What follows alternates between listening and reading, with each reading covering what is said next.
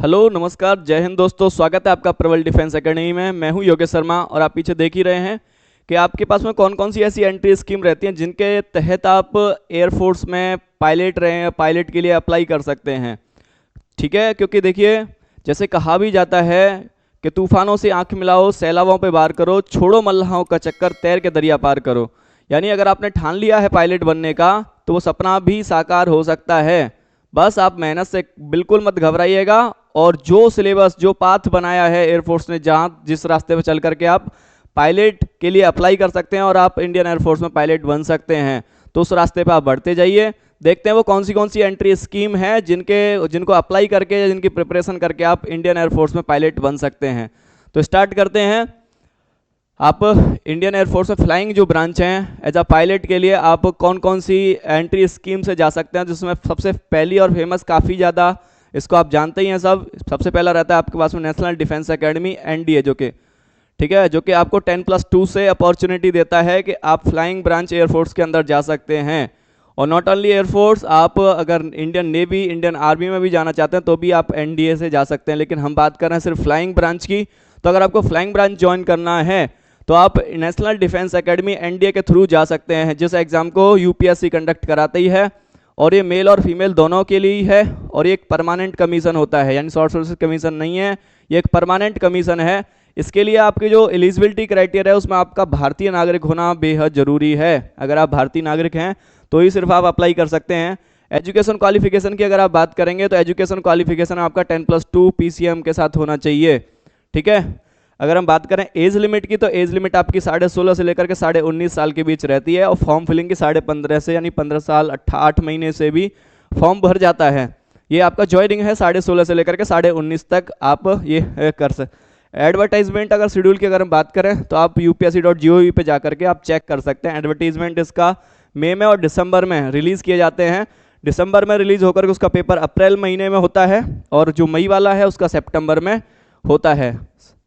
ठीक है, अगर हम बात करें एडवर्टीज रिलीज जो होता है, जो कंडक्टिंग बॉडी है यूपीएससी, इसलिए यूपीएससी इसको रिलीज करती है।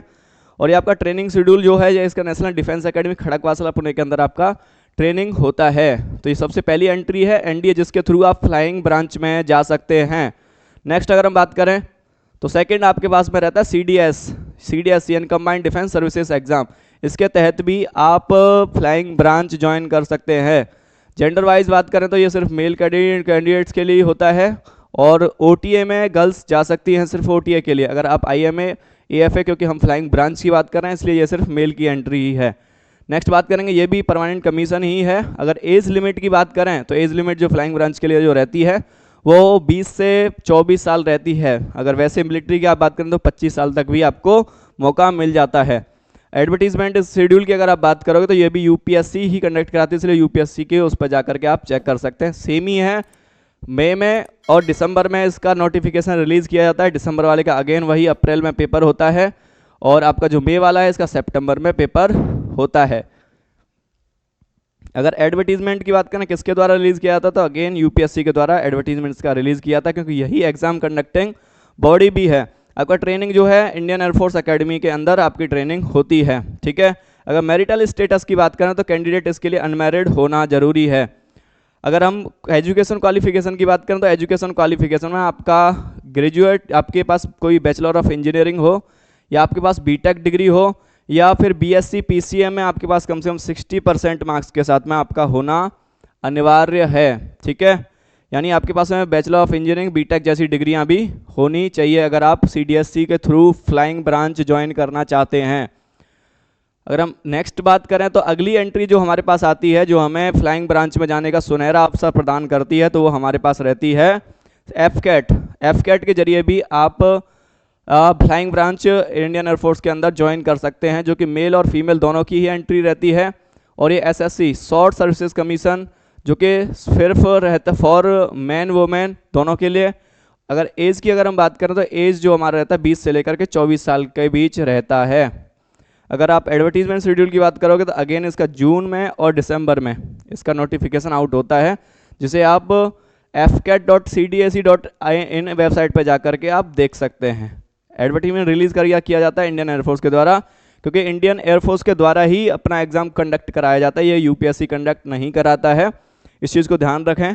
ट्रेनिंग की बात करें तो ट्रेनिंग जो है आपका अगेन एयरफोर्स एकेडमी के अंदर ही होता है। अगर मैरिटल स्टेटस की अगर आप बात करेंगे तो मैरिटल स्टेटस आपका अनमैरिड होना जरूरी है, ठीक है। तो ये हमारे पास में रहती है एफ कैट की एंट्री। अगर अगली एंट्री की हम बात करें और इसमें कुछ और चीज़ एजुकेशन क्वालिफिकेशन और देख लें। एजुकेशन क्वालिफिकेशन में आपका 50% मार्क्स आपका रहना चाहिए मैथ्स फिजिक्स में 10+2 लेवल पे, और उसके बाद ग्रेजुएशन आपका कम से कम 3 साल का हो, जो कि किसी रिकॉग्नाइज यूनिवर्सिटी से होना चाहिए, और कम से कम 60% मार्क्स या उससे इक्विवेलेंट आपके पास में बीई या बैचलर ऑफ इंजीनियरिंग या बीटेक जैसी डिग्री आपके पास में होनी चाहिए 60% के साथ में, ठीक है। तो इसलिए एफ कैट के लिए आपके पास क्वालिफिकेशन होना अनिवार्य है।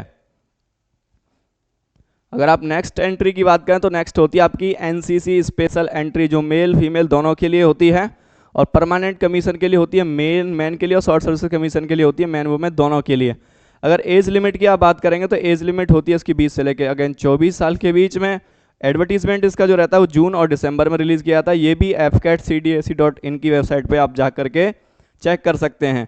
एडवर्टीजमेंट जो रिलीज़ की जाती है वो इंडियन एयरफोर्स के द्वारा रिलीज़ की जाती है। अगर ट्रेनिंग शेड्यूल की आप बात करेंगे तो हमारा इंडियन एयरफोर्स एकेडमी के अंदर आपका रहता है। मैरिटल स्टेटस की बात करें तो अगेन वही अनमैरिड आपका होना जरूरी है, ठीक है।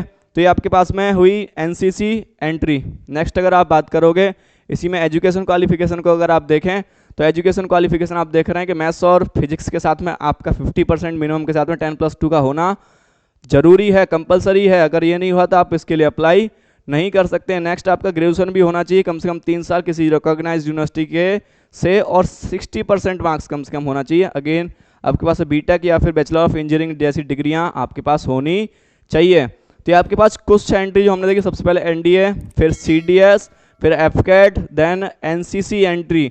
इन एंट्रियों के माध्यम से आप इंडियन एयरफोर्स में फ्लाइंग ब्रांच ज्वाइन कर सकते हैं। अगर आपका सपना है भारतीय वायुसेना में पायलट बन के दिखाना तो ये जरूर साकार हो सकता है।